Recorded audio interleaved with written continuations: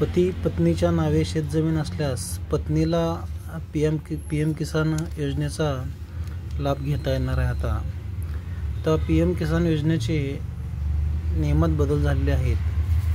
पंतप्रधान किसान सन्मान निधी म्हणजेच पी एम किसान योजनेत केंद्र सरकारने नवा नियम लागू केला आहे. त्यानुसार पती पत्नी अशा दोघांच्या नावे शेतजमीन असेल तर या योजनेचा लाभ आता फक्त पत्नीलाच दिला जाणार आहे. या योजनेअंतर्गत 6,000 रुपये वार्षिक निधी शेतकऱ्यांना दिला जातो. तथापि केंद्राने नियम कडक करून पत्नीलाच हा लाभ देण्याचा निर्णय घेतला आहे. पी एम किसान योजनेचा 20वा हप्ता 2 ऑगस्ट 2025 रोजी वितरित करण्यात आला आणि राज्यातील 92,91,000 शेतकऱ्यांनी त्याचा लाभ घेतला.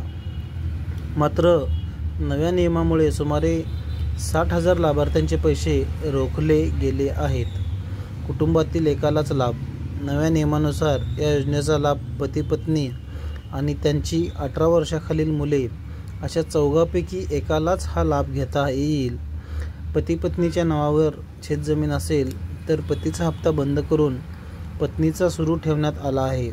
मुलगा मुलगी यांनाही स्वतंत्र हप्ता यापुढे दिला जाणार नाही असे स्पष्ट करण्यात आलेले आहे. तर पी एम किसान योजनेमध्ये अशा पद्धतीनं बदल करण्यात आलेला आहे.